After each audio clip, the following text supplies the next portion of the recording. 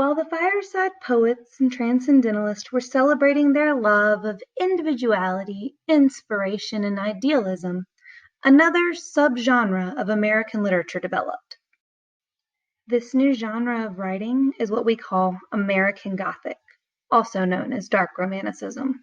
This new style emerged from Transcendentalism. However, Dark Romantic works are notably less optimistic than Transcendental text.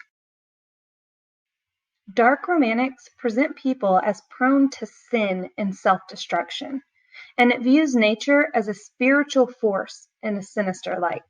For Dark Romantics, the natural world is a dark, decaying, and mysterious place.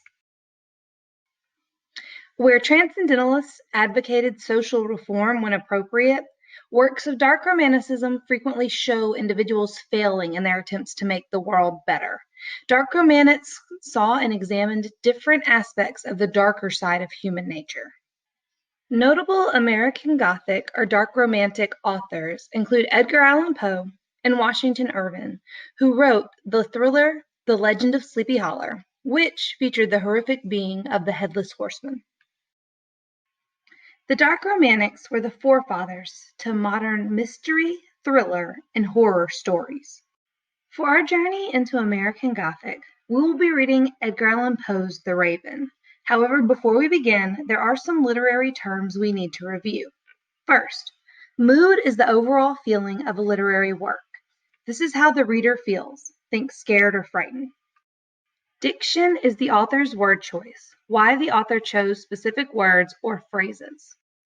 Imagery is the use of vivid language that appeals to the senses. Things are written so that you can see, feel, smell, taste, or hear them in your mind.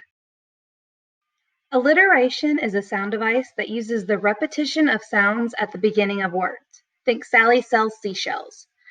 An onomatopoeia is a word denoting a sound, such as clang, bang, boom. Because The Raven is a poem, there are some poetry concepts to review as well. Stanzas are the lines in a poem. These are kind of like paragraphs in a poem. Rhyme is the use of similar sounds at the end of words, such as read and bed. Internal rhyme occurs when words within a line of poetry rhyme. For example, in The Raven, once upon a midnight dreary, while I pondered weak and weary. Dreary and weary rhyme within the same line, so it is internal rhyme. End rhyme is what we normally think of with poems. It occurs when words at the ends of lines in poetry rhyme.